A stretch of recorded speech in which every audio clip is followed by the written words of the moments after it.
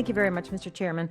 On June 26, 2013, you chaired the second subcommittee hearing on restoring U.S. leadership in weather forecasting, and I thank you very much for holding that hearing. The testimony was intelligent and constructive.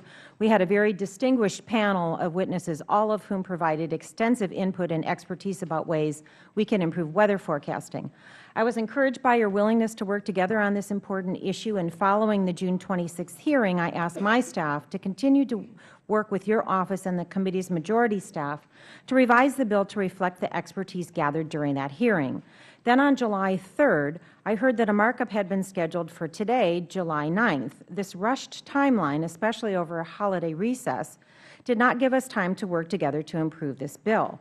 Mr. Chairman, I still want to work on this bill in a bipartisan way, and I ask that we make a concerted effort before we get to the full committee markup to find language that serves the public safety interests of all of our constituents and is supported by the weather enterprise. Will you commit to that, Mr. Chairman?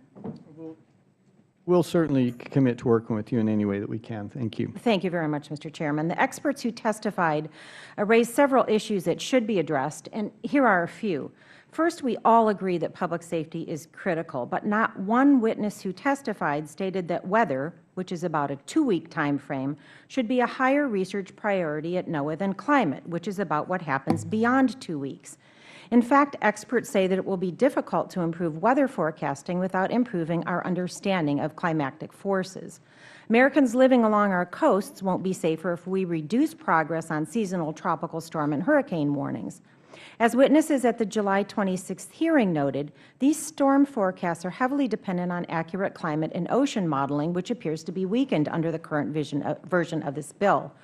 Hurricanes and tropical storms are terribly damaging to our country, so it's inconceivable that we would move a bill that purports to improve weather forecasting, but would simultaneously hinder NOAA's long-term forecasting for these storms. And it won't help farmers if we require NOAA to work on making 5-day weather forecasts marginally more precise at the expense of reducing our progress on making useful seasonal drought forecasts. Second, it's problematic that a bill to improve weather forecasting seems largely to ignore the National Weather Service, focusing instead on the Office of Oceanic and Atmospheric Research, the line office responsible for research within NOAA. NWS runs its own multi-million-dollar R&D enterprise and its own multi-million-dollar research to operations program.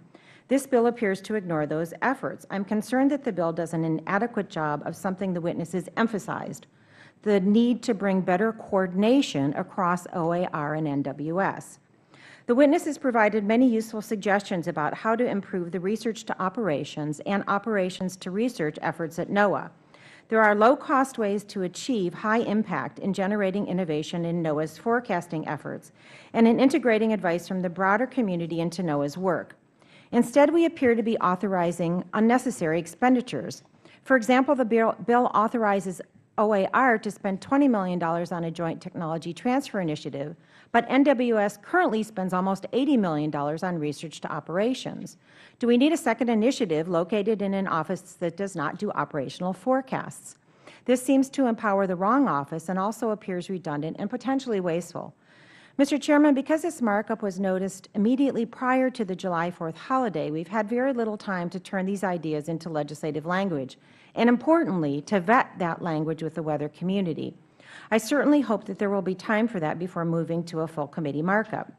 As it stands, the bill we are marking up today remains flawed, a conclusion I reached listening to the testimony of expert witnesses who were invited by the minority and by the majority. This is an area where, if we have a chance to do something good for the public and truly bipartisan, we can, if my colleagues in the majority are willing. I want to emphasize how concerned I am about this rushed timeline. Members have not even had a chance to submit questions for the record following our June 26 hearing, which was less than 2 weeks ago, much less receive answers back. The record of that hearing is still open. This bill is important to the safety of the public. Why rush it and risk not getting it right? Because of the rushed time frame for this subcommittee markup, I plan to submit substantive amendments at the full committee markup. I remain optimistic that we can both improve public safety and the weather enterprise if we work together, and I look forward to doing that. Mr. Chairman, thank you, and I yield back.